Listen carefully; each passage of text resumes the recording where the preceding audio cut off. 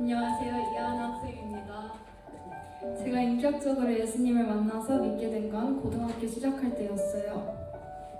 그때까지는 제가 믿음이 좋다고 생각했는데 어쩌면 그게 제 착각일 수도 있어요. 모태신앙으로 태어나서 교회를 꾸준히 다니며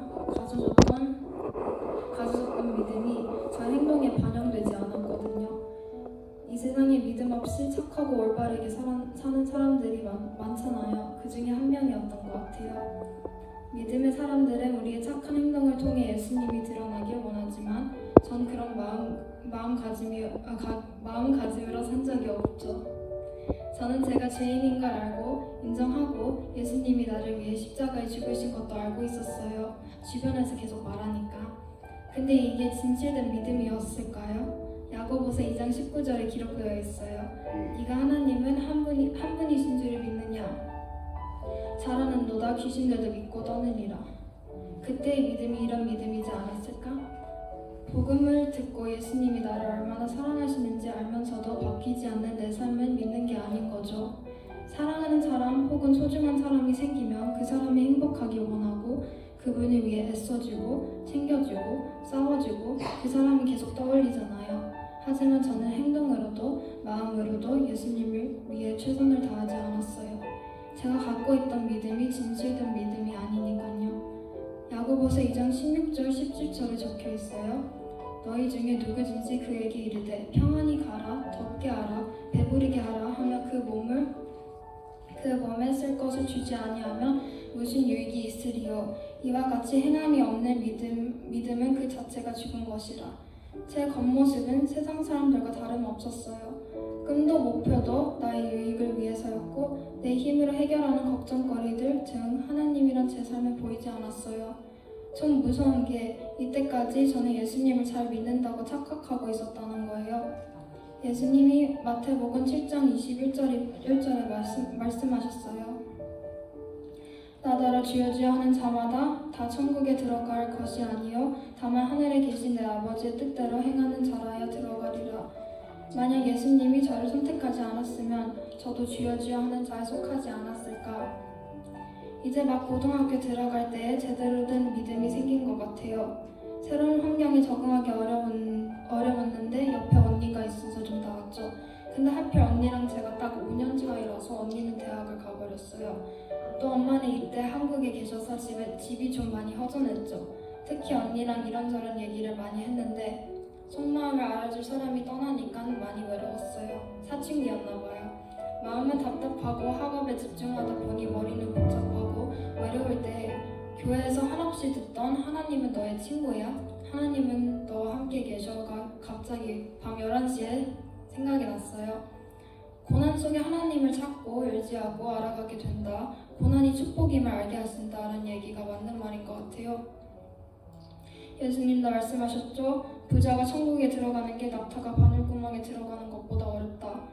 아무튼 하나님은 내 속마음을 알아주시겠지. 이런 마음으로 하나님이 듣든 말든 혼잣말하듯 기도해봤어요. 전 이때 기도의 능력을 믿지 않았거든요. 별 기대감 없이 기도했던 건데 왠지 모르게 마음이 후련해졌고 저도 몰랐던 무게가 사라졌어요. 빌립보서 4장 6절에 아무것도 염려하지 말고 다만 모든 일에 기도와 간구로 너희 구할 것을 감사함으로 하나님께 아뢰라. 그 기도 이후로 세상을 바라보는 눈이 달라졌어요. 예전에는 우연이라 생각할 것을 하나님의 일하심으로 믿어가고 있어요. 감사하는 마음이 더욱 깊어지고 알 수 없는 눈물이 나고 심지어 설교 시간을 기도한 적도 있었어요. 다들 공감하시겠지만 이 수많은 사람 중에 하나님은 나를 보셔서 아무것도 없는 나를, 자격 없는 나를 자녀로 선택하신 게 아직도 놀랍고 감사해요.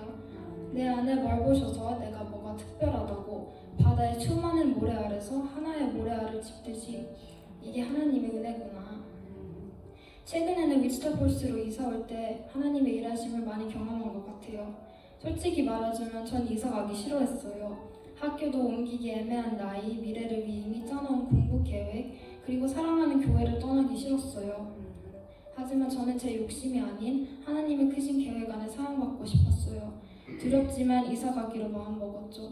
포트하우스에서 있는 것을 모두 내려놓고 다시 시작하는 거에 거부감이 들었지만 이럴 때일수록 하나님을 더 의지하게 되네요. 다시 돌아보니 전 하나님을 의지한다 말해놓고 한 번도 진심으로 주님을 의지한 적이 없었던 것 같아요. 주님을 의지해요 라 말하지만 뒤에서는 플랜 B, C, D 등 실패하면 저의 힘으로 해결할 수 있는 계획을 짜고 있었죠. 하지만 이사가는 건 달랐어요. 제 미래가 어떻게 될지 예측도 안 되고 제가 할 수 있는 건 없었거든요. 그래서 이때 진심으로 주님만을 온전히 의지하게 되었어요. 하나님의 계획은 저의 계획보다 완벽하다는 말씀에 믿음으로 순종하기로 했어요. 현실적으로 보면 돈도 없는 우리 가족이 이사 가길커녕 집도 구하기 어려운 형편의 언니는 어스틴에 있는 대학에서 위스터폴스까지 운전할 수 있는 차가 필요한 상황이 되었는데 누가 이사 가겠다고 마음 먹겠어요? 이럴 때 마태복음 6장 33절이 말씀이 생각났어요. 그런즉 너희는 먼저 그의 나라와 그의 일을 구하라. 그리하면 이 모든 것을 너희에게 더하시리라. 이 말씀을 믿고 하나님이 어떻게든 하시겠지 이런 생각으로 믿음으로 이사 갔는데 진짜 차도 챙기고 적당한 아파트도 구하게 되었어요. 하지만 하나님은 여기서 멈추지 않았어요. 개인적으로 저는 위스터폴스로 이사 갈 때 친구들과 적당한 관계를 유지하려고 했어요.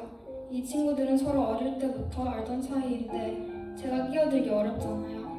하지만 생각보다 너무 멋지고 착하고 사랑스러운 친구들을 만나서 학교 생활도 교회 생활도 제가 예상치 못할 정도로 행복하게 살고 있어요. 하나님을 한 번 순종했더니 주님은 축복을 더하시네요. 제 삶에 부어주신 은혜를 적게 여기고 더하시는 하나님의 놀라운 계획, 저의 계획보다 완전한 계획을 경험하게 되었어요. 감사합니다.